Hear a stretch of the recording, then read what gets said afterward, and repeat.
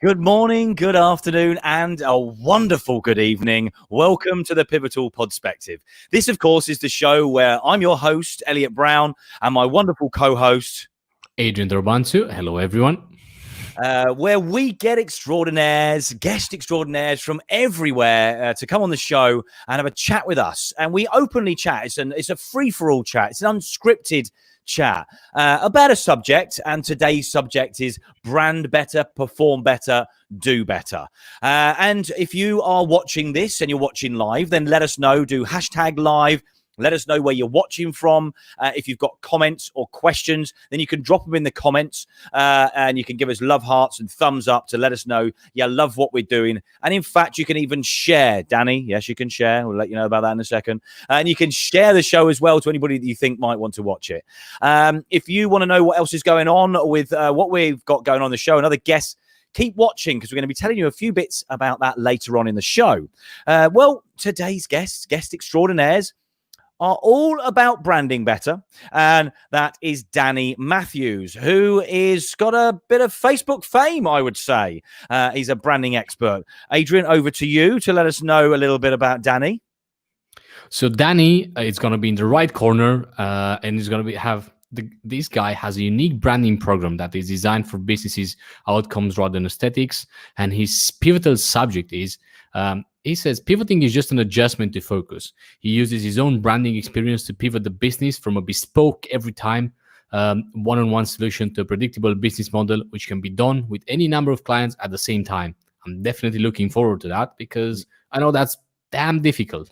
It is definitely. It's something that is a struggle for a lot of people. Is it a struggle for you? Well, you're going to find out how to make that easier. And our other guest extraordinaire is Patty Liu, who is a performance enhancement consultant. Now, Patty ultimately she works with students, doesn't she? And yes, athletes. And we're going to find how we can put that into business practice and have athletic minds. So tell us a little bit about Patty, Adrian, if you wouldn't mind. Yeah, so Patty is going to be in the left corner from US. Danny from UK is going to be like a challenge tonight. And she helps high school and young adult athletes overcome the mental blocks that prevent them from improving their performance and achieving their goals. Also, her educational background is in performance and sports psychology. And she adds her own uniqueness to ways that she solves performance issues-related problems. Also, her pivotal subject is how to stay game ready. Game face ready. Game ready. Yeah. Gaining a mental performance edge over others who don't use sports psychology. So yeah, we're really looking forward to that as well. Excellent. So two very different corners, but all one goal to do better. Yeah. Definitely. To make the world better, right? To help everyone. Absolutely. That's what we're here for. We are on a quest, as we often say, to get these guests in from all over and find out how we can all pivot. So without further ado, let's bring our guest extraordinaires onto the show.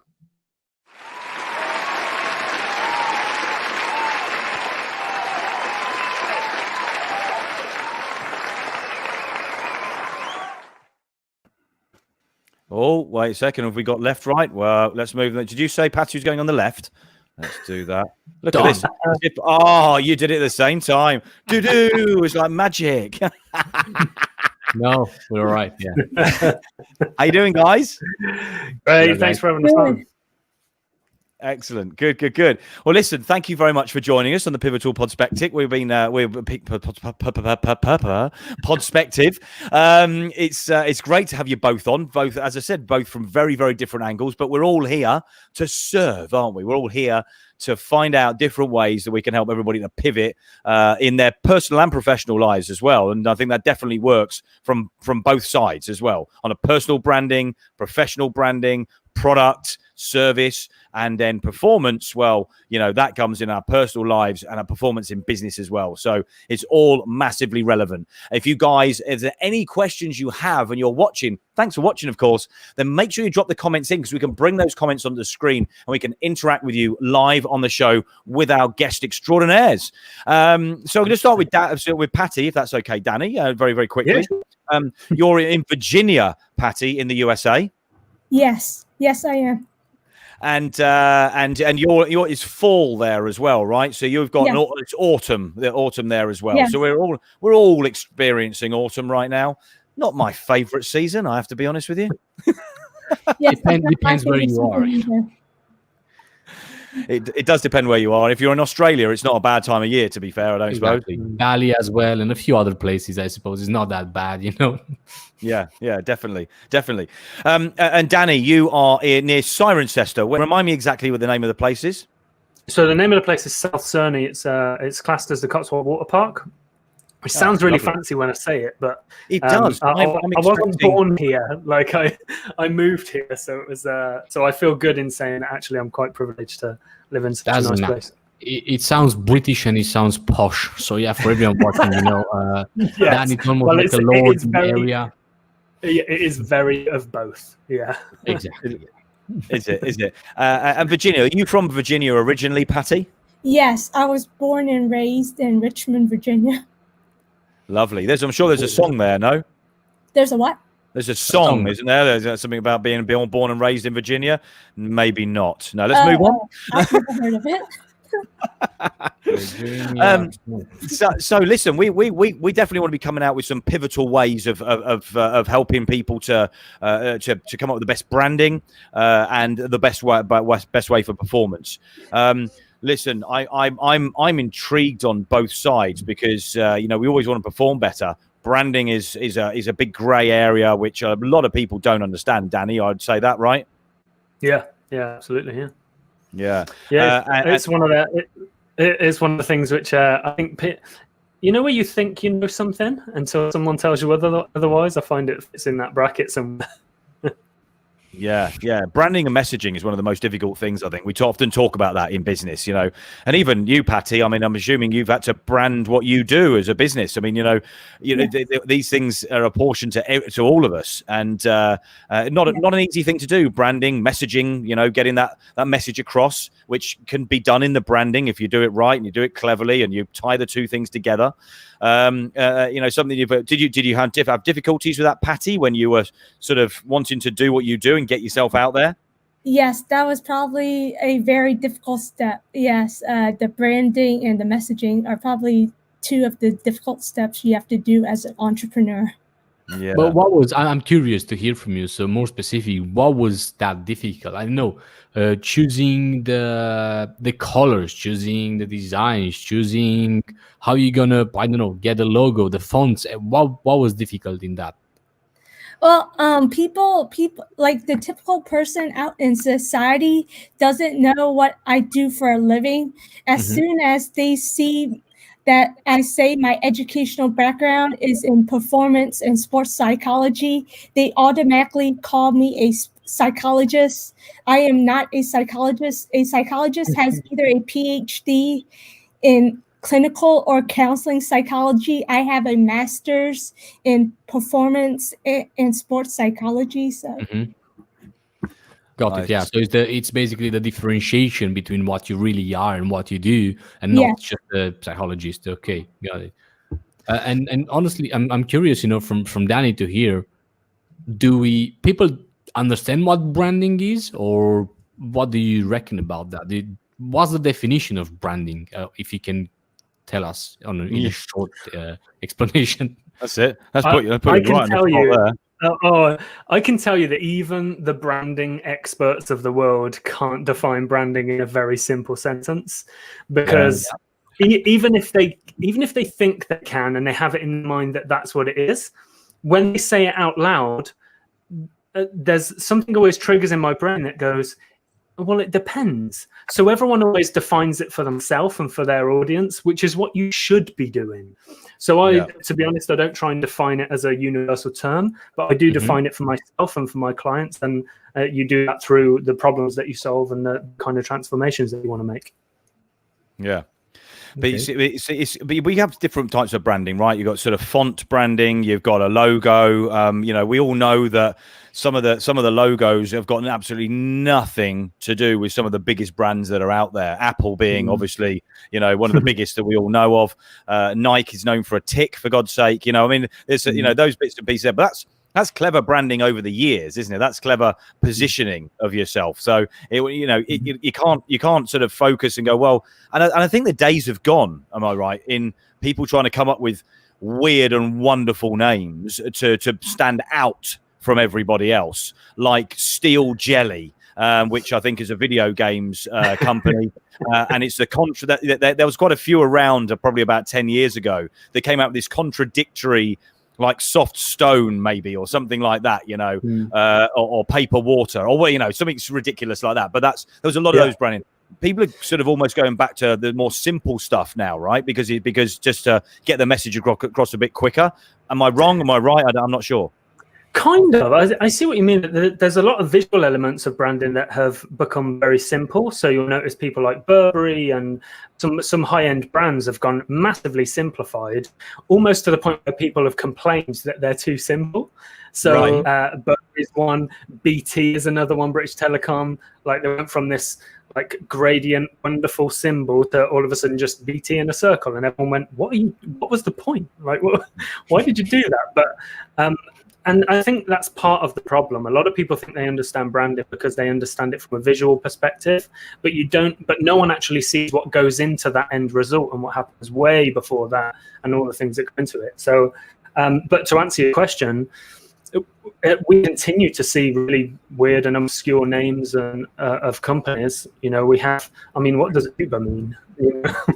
That's a really weird name. And then people started to abbreviate natural speaking words like Flickr, for example, for photos, or brands like that. So we're almost seeing that we've run out of words or names so much that now all we have to do is remove a letter or remove a vowel, and then we're done. We've got another one.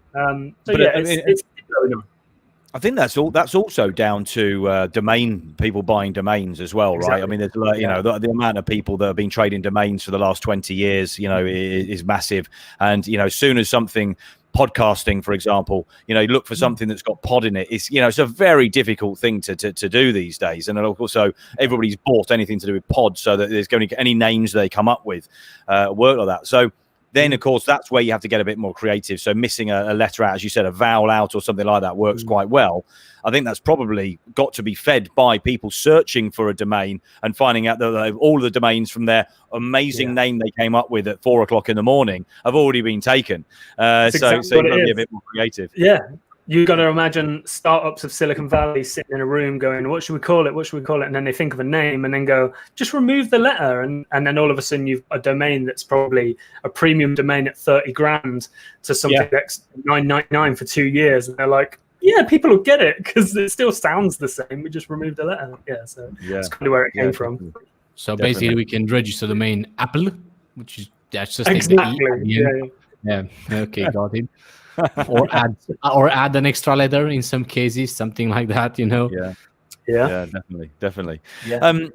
Listen, we've talked quite a lot moving from the sort of branding and to performance, but because we've spoken a lot about mindset over the last few months. Adrian and I've had numerous guests on anti-mindset, mindset coaches, non-mindset coaches, other names for mindset, but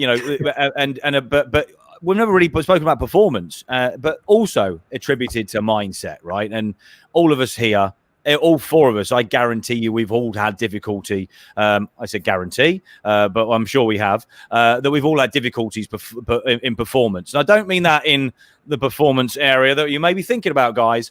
Keep it clean. But we're talking about performance, in ourselves, in our health, in our business, and continuing to perform. The difficulty isn't just performing, it's the continuing to be able to perform. And I would have thought with athletes, that's as difficult as it is in business, having the continuing performance and keeping on going, and occasionally you get beaten down. And as I'm sure you do on the track or in a swimming pool or whatever you're doing, somebody's going to beat you, which you didn't expect to happen, or something happens, you fall over and you damage yourself. In a business, we're constantly coming up against battles. Somebody's beating us to it. We come up with an idea and somebody's already done that. And you do get knocked down, right? We all do. We've got to agree on that, right? Danny, Adrian, Patty, we've all got to get that a nod. Yeah, definitely. Oh yeah. So performance, Patty, I'm going to ask you, what is it that you do to try and help people to continue to be able to perform? They may, even if they're at the top of their game, or if they want to get to the top of the game, how you just keep going? Well, I tried to get them to when they were at the top of their game. What were they focused on? They were focused on these things. Now that they either hit a plateau or they're struggling a little bit, what are they currently focused on now? So that I let them see the discrepancy. Yeah. So you get them to refocus back to where they were when they did really well. Yes. And what were those things that they were doing when they were performing really well? Let's get back to doing those things. Okay. So what happens if you just get bored about something? And I'm asking just because I've seen situations where I have, a good friend of mine, he took his kid, to be swimming, right? So he was a very good swimmer. He even won some championships and things like that, some medals and blah, blah. But after 5 years, he got bored. The guy just got bored. The kid just got bored. And fuck it, I don't want. I've won my things. I don't want to do it anymore. So what do you do in that situation? Well, is he burned out, or did he accomplish all his goals? He needs to set new goals. He just likes to play a bit more on PC now rather than go swimming. Probably he got chubby as well. So yeah, he enjoys that more than actually swimming. Well, yes, it sounds like he needed new goals so that would keep him motivated to go back to swimming. He had already accomplished what he set out for himself. He needed new goals and possibly a break from swimming. It sounds like he could also have been experiencing a little bit of burnout with winning all those championships. But is it possible sometimes to do something just because for the sake of your parents, because they're forcing you in a way and you don't really want to do it from the beginning? Oh, so wait, so his parents forced him into swimming? No, I cannot really say that he's been forced or not, but obviously sounds a bit like that. It does sound a bit like that, to be fair. They wanted that a bit more than him, let's say. Okay, the kid enjoyed it at the beginning, but that's why he got, after 5 years, he's just said, "Yeah, it's not for me anymore. I don't want to do it." So if I'm understanding the situation correctly, his parents was the one that pushed him into it at the beginning. Yeah, they pushed him into it. As we all know, it happens with parents extremely frequent these days, where they want their kids to go and maybe do 5 things, right? They want to go dancing, swimming, kickboxing, football, and I don't know what other things. But yeah. I mean, often on that subject, though, and I've heard this before, that it's the parents that really wanted to do that, and that's why they want their kid to do it, right? Yeah. Yes. I've gone the opposite way. My son, is into football. I never was. Not my bag. Don't understand it. Don't get it. It's not my thing. And he really likes doing football, and actually he's choosing that over other things. I'm not saying he's the best footballer on the planet, but he really enjoys it, loves doing it. So I'm not like that, but I do know parents that definitely, particularly dancers and people like that, where a mum's wanted to or maybe didn't get to where she wanted to, so they get the daughter to do that and sort of move them into that area, don't they? You must find that, Patty, with some of the people that you might help to coach. Yes. Their parents got them into it. Either they fall in love with the sport, or after a few years, they don't want to do it anymore just to please their parents. Yeah. And what do you do? What do you do when that happens? I mean, do you have to let them down slowly and say, "I'm not being funny, but you're not as good as your mum says you are"? That's not going to go down too well, is it? Well, I'm actually this one potential client is actually experiencing some burnout, and he has the potential to play at the college level. However, he's experiencing some burnout. He doesn't want to deal with the pressure of having to get an athletic scholarship for college. Right. Okay. Interesting. So right now he's not playing basketball competitively, and we're trying to give him to get basketball one more chance. But however, it's going to be a very tough case where it's going to be the case where I don't know if I can do that. or if it will happen. Right. Okay. So in business, then, if that were to be the case, and you suppose you could, move that into a different situation. There's got to be people that feel pressured from, a business partner, for example, a partner in life, husband and wife, that they're in a business together, and then they feel that they've really got to bring something to the table and not really got the same passion and drive and things like that. That's, again, you've got to get some sort of, the performance isn't there, and you haven't got the passion and you haven't got the drive that the other person wants. You can't just make that shit up. You can't just suddenly do that, can you? And we were, guys, just pay attention to Elliot. It doesn't sound at all like he talks from experience now, right? Just a question out of the blue, yeah, right? He never experienced that. He's just asking for everyone else. Yeah, this is my problem. I always speak for experience because I've experienced so many shit situations that I've learned from. To be fair, which is why it helps me to understand a lot of people. But it is true. We get into these situations sometimes, don't we? As kids, as adolescents, as adults, and then the problem is we sometimes have people that we work with or that work for us that you think they're going to be the ideal person. I mean, we've had this in situations. You take somebody on. As entrepreneurs, we often think that these people are able to do multiple roles that we can do, and not everybody can do that. I've definitely learned not to do that now, but we've all done that. And this is a similar thing to the sort of the child, isn't it? That you're expecting them to do too much, whereas rather it's not. Isn't it better to just find the right thing for them, the passionate thing, the thing that they love to do, and focus them and get them to do that? Yes. Sometimes parents fall into that trap of living what their sports dreams through their kids. Yeah. Mm-hmm. Yeah, definitely.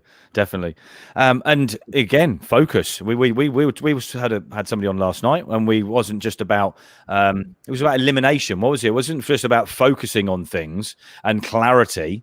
But we talked about elimination last night. Now, slightly different twist on this. And I always pick up things from shows that hopefully is going to bring us to a point where we all learn so much that we're going to smash it together, all of us. Do you know what I mean?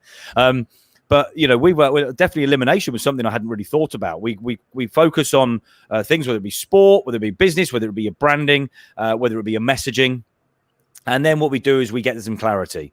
We get clarity on what we want to do, but we don't eliminate some of that noise, some of that chatter that's there, or some of the wrong audience, or some of the wrong branding, to get those out of the way to focus a little bit better. Quite like that twist, don't you? About the sort of elimination. That sort of works quite well. Danny, I mean, branding wise, mate, how the hell do you work with certain people when they've got an idea and you just know it's not bloody right? Yeah, so I'm guessing that your what is going on in your head when you ask me that question is a case where someone says, I don't like it. Don't like the color, don't like whatever it is. I don't have them problems. And that sounds really crazy, but I think I've learned over the years that it's very easy to emotionally attach yourself to the outcome of whatever it is, especially if it's visual. But I tend to focus on removing that from the very beginning by explaining to people that your brand has nothing to do with you. If your goal is to attract customers or clients or a different market, or to pivot or to target a different area of the market, whatever the goal is or whatever the problem is you're trying to solve, we focus on that, and that has everything to do with the clients. It has nothing to do with you. You are merely a guide to help people towards solving their problem. You are not the big hero of this story. So I tend to not have that problem anymore. I have before, and it's a nightmare because you're fighting a losing battle because someone's going, not keen on purple. I'm like, okay. I've actually had someone before saying, can you make it more orange? I'm like, if we looked at the color scale, we're as orange can get. Like, the orange you've got, like that burnt orange color. Yeah. Imagine saying to someone, can you make that like more intense? Because they wanted 4K orange. I know that. I know what. Can you make that high resolution? I'm like, come on. Yeah, so I have had the problem before. But actually, going back to what Patty was saying, I wish my parents would have pushed me more to whatever it is I wanted to do, because I've wanted to be a designer my entire life. But I ended up spending 12 years in financial services because no one gave me that encouragement or support. So you have both sides of that coin. And yeah, but here I it was just wish something my parents were like, go and be a designer. Like, yeah, I get, but here it was something that you wanted to do, not what they wanted exactly. you to do. So yeah, I think that's the difference between that. Yeah, okay. Just a second. We have our biggest fan of the show here. Hello, Miss Hennelly, Elliot's mom. Hi, Mum. Big love to you. Says hi, Elliot, Adrian, Patty, and Danny. Anybody else that's watching and wants to drop a comment in or a question, then do that. We give you a shout out on the show, of course. A little bit quieter out there today, but if you're watching live, let us know. If you're watching a replay, which you had a couple of people yesterday, then put hashtag replay. Let us know where you're watching from as well. And if you've got any questions after the show, so you're watching this now, but you're watching it on a replay, then drop the comment in. We can still ask the question. We can still get the guys to answer. Really not a problem at all. So we've definitely been looking into the branding things ourselves, both Adrian and I, for clients, for ourselves on things, even for stuff to do with Essex Business Radio. I overthink things, man, like really bad. Like I probably overthink how the hell you're going to put it across and what somebody's going to read into it and things like that, you know. Danny, this must be a really easy thing for you to do now. I mean, you said you don't have real issues with stuff, probably because you listen to what your client wants and get a clear idea before you start coming up with some suggestions. Do you come up with multiple suggestions when you're doing branding to give them an idea and for them to come back to you, whether it's all a no or whether they like something out of one or another? Is that what you do, or do you just tend to come up with something that you know is going to work? Half and half. I'm essentially in the process to guide them towards a solution to whatever problem that they're trying to get to. A really funny thing was, for a long time in my early career, when I started out as a freelance designer, and a lot of my work was logos. When I started to realize that this branding thing is more than just a logo design, every time someone would ask me how much is a logo, I would respond with, what's the problem? And everyone would look at me with a blank face like, what sort of question is that? And that's when I started to kind of transition to this. This is more than just your logo. So, but kind of to answer your question, I do still have problems, but very much I've figured out a process or a way to guide people through a process that's a little bit more pragmatic and less emotional and about the final design, as it is about the process and understanding and being confident about what you're putting out there. It's a massive subject, but essentially I define branding as strategy, messaging, behaviors, and identity. And most people focus on identity and don't do anything else. Which is bizarre to me. And then I mean, I don't know what I'm saying on branding, and don't worry, Patty, we're definitely going to do this. This may even help you in the future, some of these things, because this is what we're both massively inquisitive, both Adrian and I, so that's why we sort of come up with these things as we go through the show.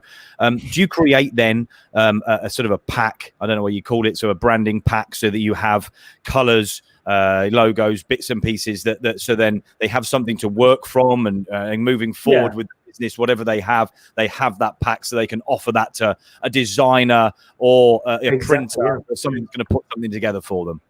Yeah, I'm a bit of a geek when it comes to what you're talking about, which is brand guides or brand guidelines or style guides. Mm-hmm. They're called multiple things, but essentially, the ultimate brand output, which is the tangible thing you get from this mysterious service, is a brand guide or brand guidelines document.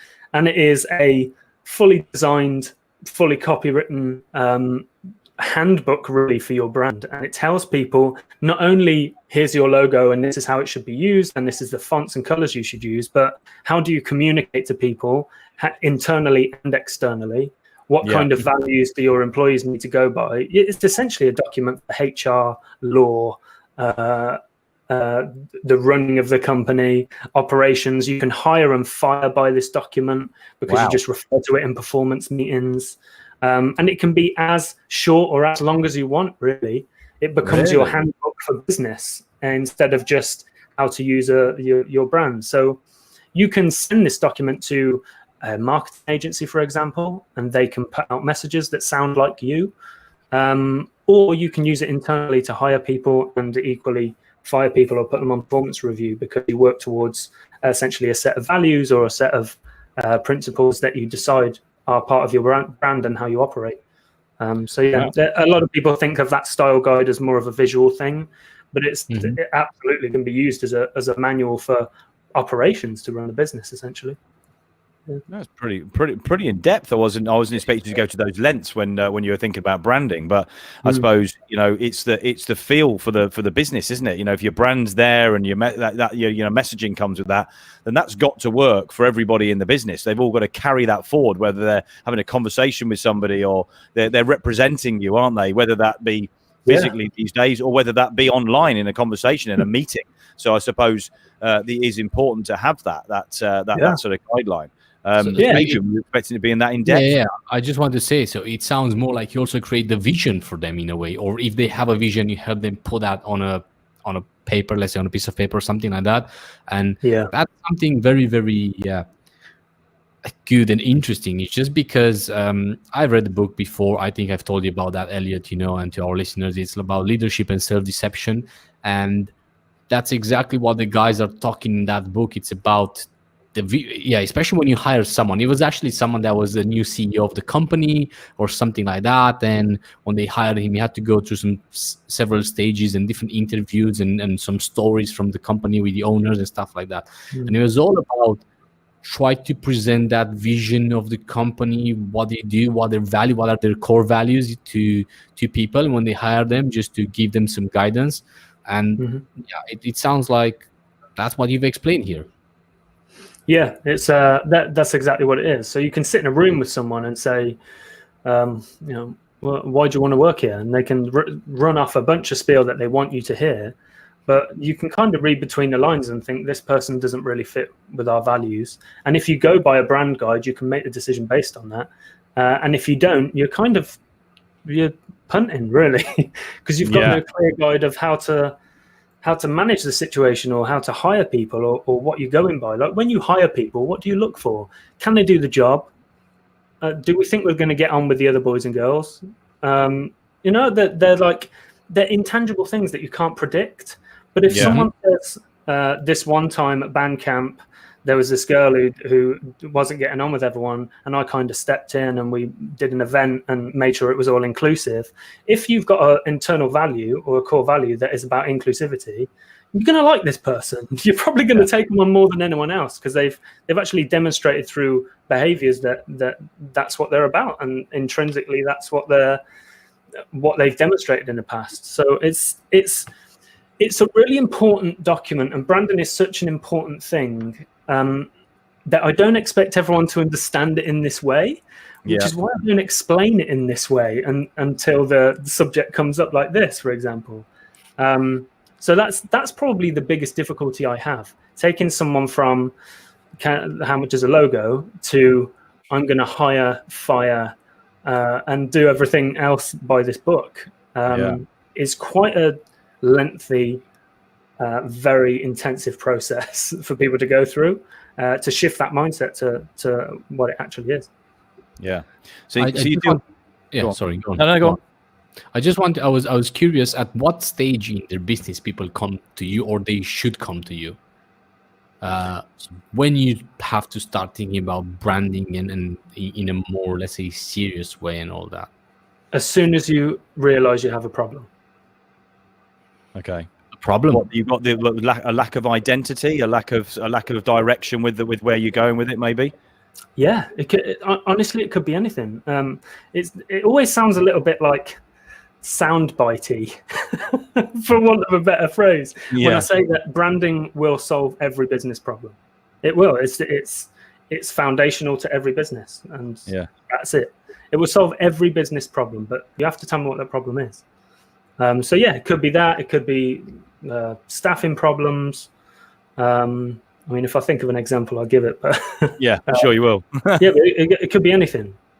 So if you're thinking about branding, try and think about what your biggest problem is, and that's where we would start.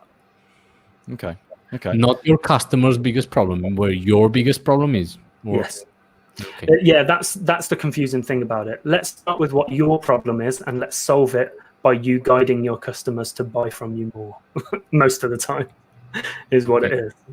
So yeah, that's why it gets confusing, because there are different elements. It's not just let's make ourselves look better to people.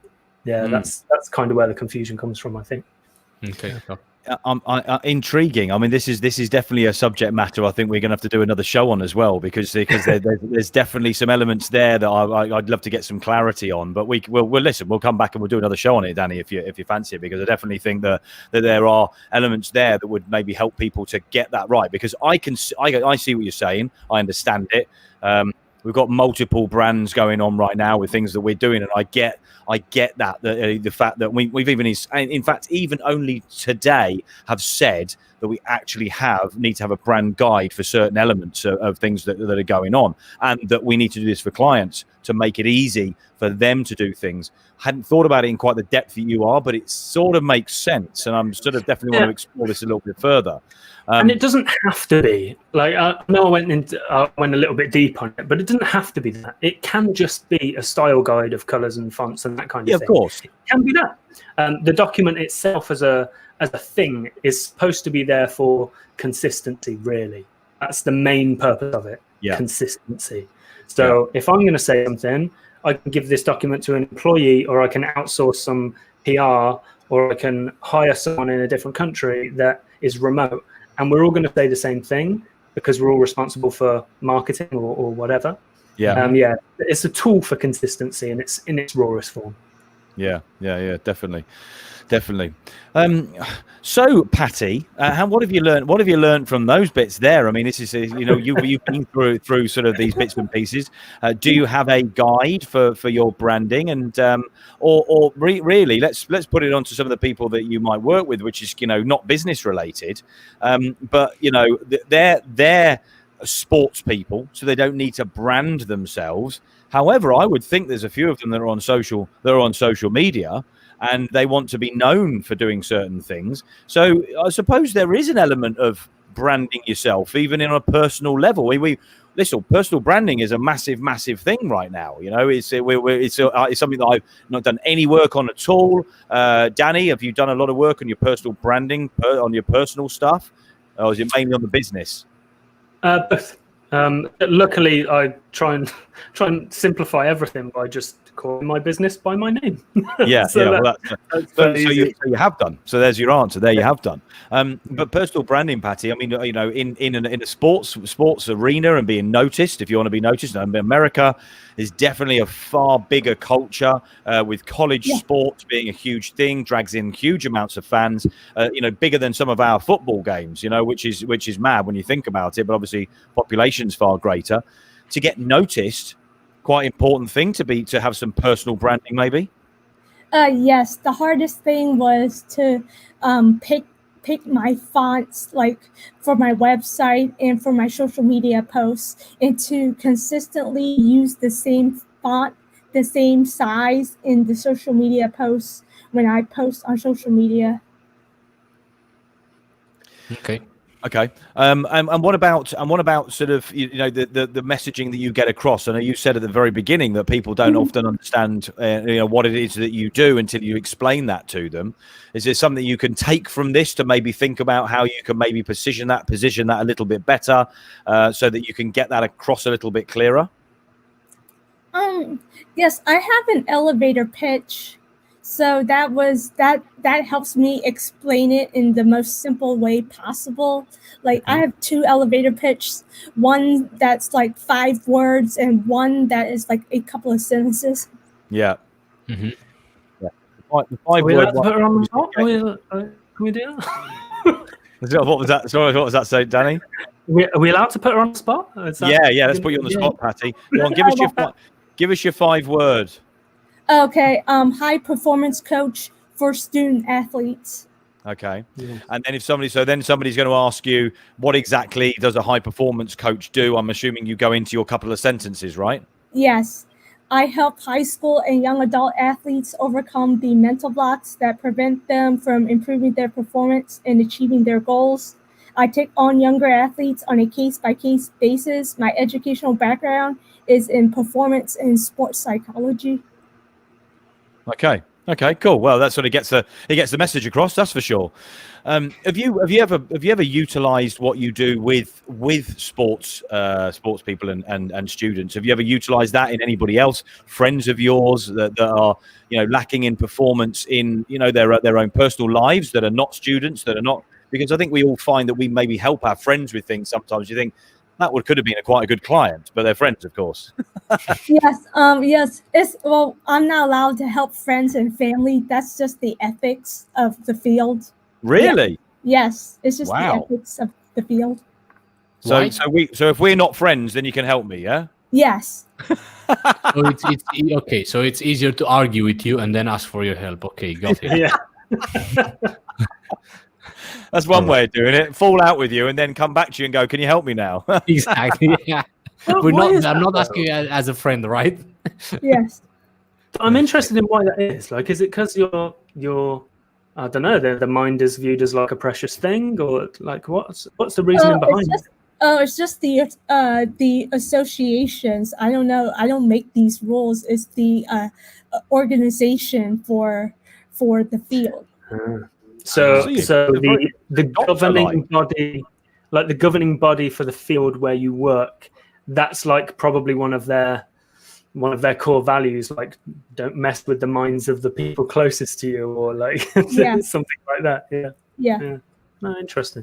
That is interesting. So I don't get it. I don't get that at all. But it is interesting. So a little bit. It's taking it a little bit further than a doctor, isn't it? So having that. Wow. So it's taken quite seriously then what you do. Not that I'm not taking it seriously. So I don't mean it like that. But taken quite seriously in what you do then, working with the students and these sort of sports and these athletes, these young athletes. This is really quite a serious thing. I don't think we take this quite seriously in the UK, do we, guys? Yeah, no, but I suppose it's almost like when you work at a stock market and you're not allowed to, to train or anything like that. That's how I see it, Really? Yeah. Interesting. Well, you learn something. You definitely learn something new every day. So you allowed to tell us this stuff, or are they going to? Is suddenly the screen going to go blank in a minute? No, I'm following rules. I haven't done anything that's against the code of ethics. or you've done it because you think no one is watching. So yeah, you can. Easy. Well, listen, I mean, I'm sure that we can take some of the things that we're allowed to because we're not friends yet, so it's okay, and we're not related as far as I'm aware. So we won't dig into the family tree just in case we're linked somewhere. Do you know what I mean? So you're okay to advise us all right now. Yes. and some of us, not mentioning any names, some of us might need the help. Yeah. Yeah. Just saying. just saying. But I'm curious about something now. So Patty, obviously you have Danny in front of you now, right? It's a free 5-minute coaching session, whatever you want to call it. What question you'd have for Danny now to help you with your branding? Branding. Okay. Yes. So basically, in December of 2019, I started all over again, and I got my most recent website up around June. Yes. Basically, branding is. Yes, I know it's not just the logo and and the name of my company. Like, what else is there to branding? Like, people always think of branding as just the logo and the name of your company and the fonts that you use with your social media posts and the fonts that you use on your website. I guess what else is there that I could possibly be missing? Damn, there's a lot. There's the way that I define branding. So I have a branding program that is purely strategy. It doesn't actually include any design or any identity or any of the visual elements called brand confidence, and it's set in 3 parts. The first part is strategy, the second is messaging, and the third is behaviors. And essentially, a bit of an overview is that the strategy is setting your goals, which we'll know plenty about. The second messaging is figuring out the core values and the kind of impact you want to make on the world, and then translating it into language that other people would understand if they didn't know who you were. So an elevator pitch is part of that. Something that is, it's not my thing. It was brought about by a guy called Donald Miller, who wrote a book called Building a Story Brand. And the elevator pitch is part of that. He calls it a one-liner. And it's all about starting the sentence with something that's powerful, not just I do this, starting with the solution to a problem. So I guess reverting back to your elevator pitch, for example, instead of me saying, my name's Danny, so someone says, what do you do? What's the thing you say? And, for me, sometimes in the past, I would say, oh, I'm Danny Matthews. I'm, a graphic designer and a branding guy. And I do things like logos and typography and infographics and that kind of thing. And, hopefully it'll help your business grow. And so whenever people ask what I do now, I don't start with who I am or what I do. I start with the problem that I solve. So when someone says, Danny, what do you do? I say most companies I speak to can't tell me clearly what they do, never mind why I should buy from them. I have a set process that allows you to discover your unique competitive advantage, so you can start to grow again as a business confidently. That they still don't know I'm a designer, but it opens a story loop that they can fill with their own mind. And what that does, it allows them to become the hero of the story rather than me. Because what a lot of companies do is they go, we're the best company because we help people do this, and we'll help you grow, and we'll help you get new clients. What they don't realize is no one really, people react to that in a logical way, but not in an emotional way. And we need both. Makes sense. So when you communicate it first with the solution to the problem, you grab their emotional attention immediately, and then you can tell them what you do. Because the likelihood is when I say my elevator pitch that I've just said, someone says, so how do you do that? And then I get my chance, but I already have their buy-in. Yeah. So that would be my first thing I would look at. Yeah. It's interesting that it's a lot more about psychology than it is about the visual. And and I think you've got to tick that off. And it's when you first start a business, that's got to be one of the most difficult times, I think, to probably brand something. And people that sort of come up and listen, I've done this over the years. I've come up with a great looking logo for something. I've no idea what the business is going to do, but this looks bloody great. This is probably going back a few years ago now, before we sort of go down this quest of going, actually, let's try these things out first before we even think about the branding and the logo and stuff like that. But lots of people do that. They spend a load of time creating, some packaging or things like that. What they haven't done is they haven't gone away and tested what it is they're doing. And I had a conversation probably 2 years ago with somebody I know, and they were looking to do some spices, particular spices, and their family had done these spices for years. And lots of people do this. There's lots of people doing this right now. And I said, so who's tested this? Who have you tested it? Who's said that this is great on Instagram or Facebook and is commending what you do and loving what your flavors and things like that? Oh, no, but everybody said this when they've come around for dinner. Well, that's great. And they said, but have a look at the packaging. Have a look at these bottles we're going to do. And I go, well, that's bloody marvelous, but nobody knows who the hell you are. So that's where you've got to take a step back, isn't it? And look at the psychology and test things out and get a feel for it. Because somebody may come back to you and say something that actually goes, wow, you've had a feeling that you've had from trying that. Let's go with the spices for now, but trying that spice. And suddenly there's something there you can brand with because it's somebody said that's unique that makes it stand out.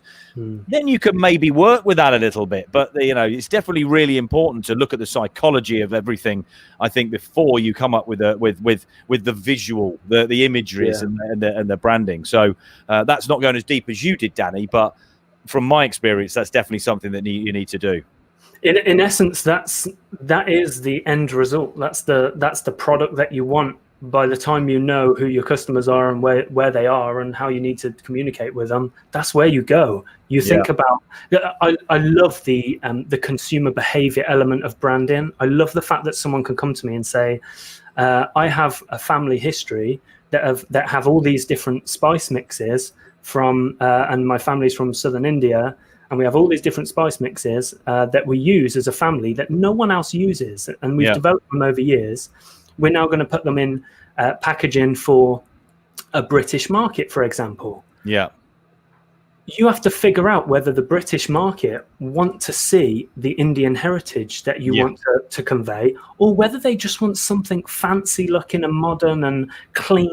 Depends on the market ultimately, because they're and the age group that you're going for as well. You know, there's so many different variables. Yeah, for sure. For sure, definitely. I mean, the branding side is something that we could talk about definitely in depth. And, you and me both. Yeah, definitely. And definitely on the performance side of things as well. I definitely want to be delving into that a little bit deeper another time, Patty. If you'd like to come back and have a chat about that. I think we've probably maybe given a little bit more weight to the branding, but hopefully you've picked up some stuff there, Patty, that you can also use in your business as well. Yes. The problem I solve is basically performing consistently well in competition so that they can achieve their goals and dreams. Yeah, definitely. Well, listen, we've all got to do that in business as well, and there's a couple of things that you've mentioned that I'm sure will resonate with people when it comes to them performing themselves as well. Listen, Patty, where can people find you if they have a student? I'm assuming you work with people in the US more than anywhere else. Do you have international people that you work with as well, international clients? Yes, I have one in Canada. One in Canada. Yes, it's all virtual right now with COVID. I'm working all virtually with my clients, so I can work with people globally. They can find me on my website, driventopeakconsulting.com. They can find me on my Facebook business page. Driven to Peak Consulting. All my social media accounts are Driven to Peak Consulting, and I also have a Facebook group, Peak Performance Athletes. Perfect. Great stuff. Well, I absolutely urge everybody to check that out. Danny, where can everybody find you, my friend? You could probably start at dannyand.co. Really simple, just dannyand.co. If you want to find me on social media, personally, I think I'm the actual Danny pretty much everywhere. Yes, I think you are. Apart from my personal Facebook, which is used for business of all kinds already as well, and it's the actual Danny Matthews. But yeah, that's me. Excellent. Cool. Well, listen, Adrian, is there anything that you would like to ask our guest extraordinaires before we wrap the show up? There are many things, but it's not enough time now, to be honest. Yeah, especially on the branding. To be honest, it's something that would be really, really curious. You know, I'm not sure if Danny, you have any examples of the, let's say, the branding manuals that you offer to any of the customers. Do you have anything like that so people can maybe understand and see what the hell is? Yeah, actually, I'm a bit of a geek when it comes to branding manuals, as in I collect. Really? You hide it well. I collect them, yeah. So, cool. For example, there's a company in New York that's not long started called Standards Manual, and they reproduce classic brand manuals, and they've just done the original 1974 NASA brand guide, basically. Right. That I'm close. Why you've got the NASA T-shirt on, is it? I didn't even realise, but yeah. But yeah. So stuff like that I'm really into. So I've actually got a folder full of them, so I can stick the link in the comments if you want, and people can go and have a look. It's just a public folder. Definitely, yeah. Please do that. And just before you go, so your website is dannyand.co. That's the one. No? That's right. Okay, cool. dannyand.co. Yeah. Well, listen, we had a show the other day where we had a guest on, and we're going to put together for people that do podcasts or people that want to get themselves out there through this format. We're actually going to be putting together a media pack checklist for people to be able to create a simple sort of media checklist. Now, I know the branding guide may be a little more in depth because of the way you do it, Danny, but is there something that maybe we can put together that we could put out there to people that would give them a starting point to maybe have a look at their own branding to maybe tick some things off? Is that something we could maybe do together? I mean, yeah, if it's allowed. I've got a scorecard that people use, which is almost a starting point that helps people identify which area of the strategy, messaging, behaviors, and identity that needs the most attention, if you like. So we can do that as I can do one for you guys as well. Yeah, perfect. That'd be wonderful. These are definitely things that, I mean, listen, if people have never looked at the stuff like this before, like media packs, and of course it's getting this is becoming a bigger thing now, and it's going to get bigger and bigger. Only doing shows like this, doing podcasts, doing audio, video podcasts, shows, whatever, are getting bigger and bigger in the business arena, right? They're definitely, it's just only going to get much, much bigger in the next 12 to 24 months. And I think it's quite important that the people have these things to put out there, and we're going to be putting it out to all of our guests that have been on that don't have things like that. So we're going to be giving them these things that they can work with, and it'd be good to do that for the guests that we've had on the show, but also for anybody that's watching, that to help them just to get those lower level of things when they're setting a business up or what they've been running for a while, just to make it a little bit clearer. Because if we can do that, the likelihood is, Danny, they're going to come back to you later on when they've gone to those couple of steps forward and they go, shit, this really works. Now we want to go to Danny and get this sort of really nailed for the next level of the business. And I think this is one of the best times, guys, to be taking these bits of information and really making stuff happen, because next year, I can guarantee there's going to be a lot of people making everything that's happened this year really part of what's pushed them forward to make themselves much, much bigger in 2021. Don't let the challenges of this year drag you down. Use them as tools to help you move forward. Listen, big love to you guys. Thank you very much for joining us. Really enjoyed the show. Thanks for having me. Very, very different, completely different angles. Thank you, Patty, for joining us. Enjoy the rest of your day. Thank you. And Thank Danny, you. Enjoy the rest of your evening, my friend. Thanks. Thanks, Yeah, you so guys. for everyone to know, Nice to meet you. yeah, it's just for everyone that's listening, guys. I've just put Danny's website link to the scorecard. So anyone that want to go and have a test over there, they can just go and do it. And anyway, for anyone that's listening, it's dannyand.co/scorecard. Perfect. So Thanks very much. Tristan G, as he's known, from Nomad 9, who does a breakfast show, which I urge you guys to check out. Really cool marketing. He's got some loads of free information. He does a show every Monday to Saturday at 8 a.m. in the morning. Check him out. You guys live. Thanks very much for the support, Tristan. Big love to you as well. And we're going to catch up with you very soon and get you on the show.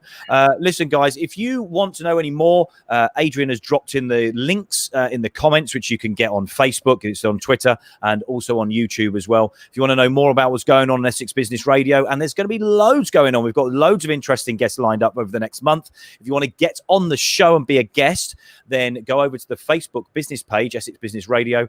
Click on send message, and Tristan's plugging himself down here. If you want to pop that on the screen, Adrian. If you want to get on the show, then click on the send message button on Essex Business Radio, and then tap on get on a show. Elliot Bott, who is my smaller brother, is going to take you through a few questions where you can answer those. And if you're a good fit and we're a good fit for you, and vice versa, we're going to get you on the show as a guest extraordinaire. So make sure you stand out, guys, because we've got loads of people applying to come on the show.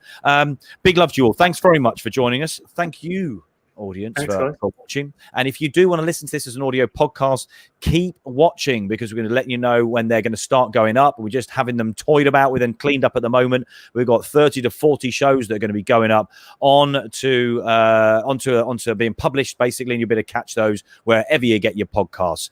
And you can download the Essex Business Radio app free of charge, of course, where you'll be able to listen to some of the old shows, the first few shows that Adrian and I did, and you'll soon be able to catch all of the shows from the last 3 months that Adrian and I have been doing as well. For the rest of the evening, enjoy yourself. The rest of the morning, afternoon, wherever you are, whatever you're doing, big love to you all. And we're going to say... ciao for now. Brown cow. Ciao for now.